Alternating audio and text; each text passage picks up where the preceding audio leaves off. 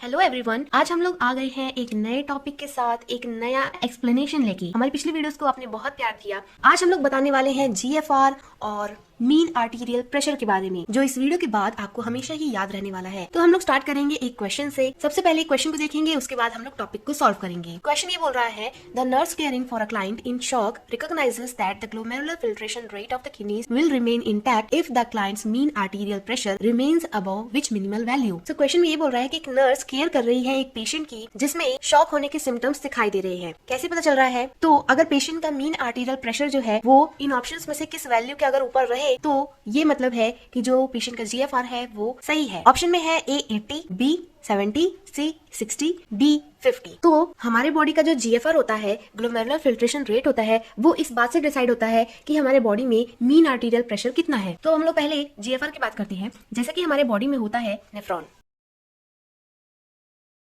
अगर हम लोग एक क्वेश्चन पूछे कि हमारे एक किडनी में कितने नेफ्रॉन्स होते हैं, क्या आप लोग इसका आंसर दे सकते हैं कमेंट सेक्शन में।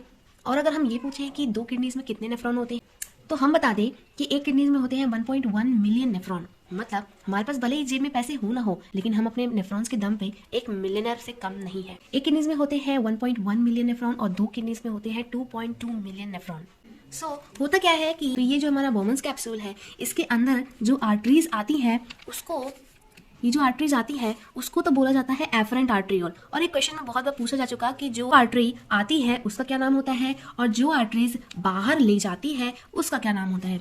तो आने वाली आर्टरीज का नाम होता है एफरेंट आर्ट्रियोल, जो कि ब्लड को लाता है नेफ्रॉन्स में फिल्टर होने के लिए। तो ये जो एफरेंट आर्ट्रियोल होती है वो कितना ब्लड लेकर आती है, तो जो टोटल कार्डियक आउटपुट होता है ना, उसका ये 20% ब्लड लेके आती है। टोटल कार्डियक आउटपुट कितना होता है? तो 5 लीटर होता है। उस 5 लीटर में से 20% ब्लड, मतलब कि 1 लीटर ब्लड ये लेकर आती है एफरेंट आर्ट्रियोल्स। फिर ये ब्लड अंदर आया एफरेंट आर्ट्रियोल के थ्रू। यहाँ आने के बाद इसने नेटवर्क ऑफ कैपिलरीज बनाया जिसको हम लोग बोलते हैं ग्लोमेरुलस। यहाँ से जो वेसल्स निकलती है उसको बोलते हैं इफरेंट आर्ट्रियोल। फिर यही आगे जाके इस तरीके से पैराट्यूबुलर कैपिलरीज बनाती है। क्या कहते हैं इसे? पैराट्यूबुलर कैपिलरीज कहते हैं इसको।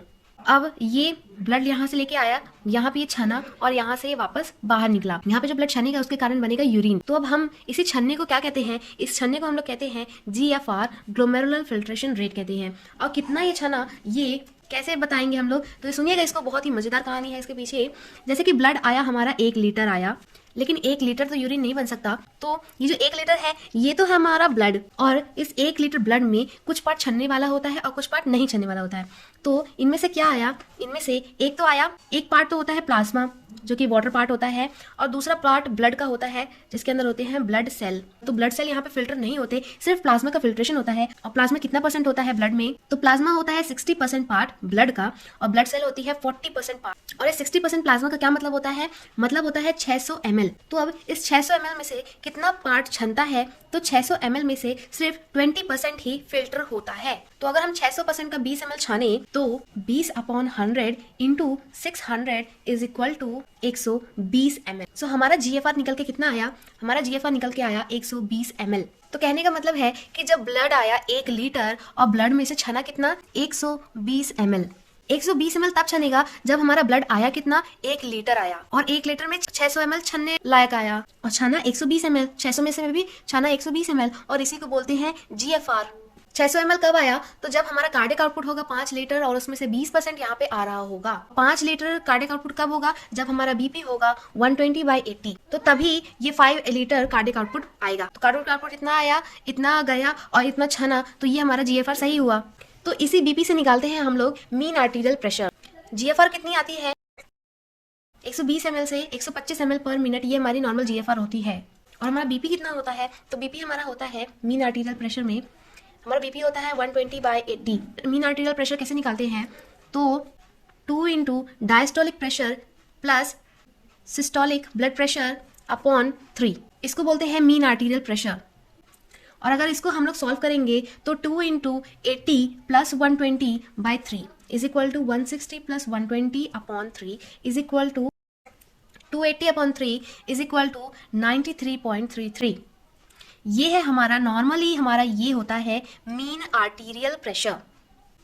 तो ये है हमारा नॉर्मल मीन आर्टीरियल प्रेशर। इससे अगर हमारे ब्लड का प्रेशर इतना रहेगा तो ही जाके हमारा जीएफआर इतना हो पाएगा।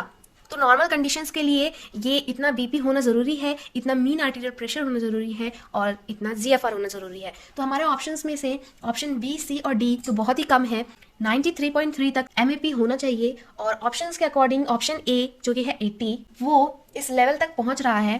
तो जीएफआर को अच्छा रखने के लिए मीन आर्टीरियल प्रेशर की मिनिमम वैल्यू कितनी होनी चाहिए? मिनिमम से मिनिमम 80 होनी चाहिए। सबसे अच्छा कहें तो हमारा तो 93 होना चाहिए, लेकिन ऑप्शंस के according option A is correct answer. So अगर हम लोग ये कहें कि अगर आप लोग बीपी मेंटेन अच्छे से रखोगे, अगर किसी शॉक वाला पेशेंट है, अगर हम उसमें परफ्यूजन कराएंगे और बीपी को अच्छा मेंटेन रखेंगे, तो सही ब्लड किडनीज में जाएगा और सही से जीएफआर हो पाएगा, सही से ब्लड छनेगा और 1 ml यूरिन बनेगा। सो इतने जीएफआर में इतना 1 ml ही बना। तो अगर हम लोग कहें कि भाई एक दिन में कितने मिनट होते हैं, तो एक दिन में मिनट होते हैं 1440, और अगर जब 1 मिनट में 1 ml बन रहा है तो इतने मिनट में कितना ml बनेगा? 1440 ml यूरिन बनता है एक दिन में, या फिर इसको अप्रॉक्स कह सकते हैं 1.5 लीटर। सो ये था पूरा जीएफआर और एमएपी के बारे में। अगर आपको वीडियो हमारा एक्सप्लेनेशन अच्छा लगा तो हमारे चैनल को सब्सक्राइब करिए, इसे भरपूर शेयर करिए, ताकि ये जितना ज़्यादा ये वीडियोस फैलेंगी उतना ही ज़्यादा हम लोग और वीडियोस इसी तरह आप तक ला सकते हैं। So thank you so much for watching. इस वीडियो को लाइक और शेयर करना बिल्कुल ना भूलें। Thank you.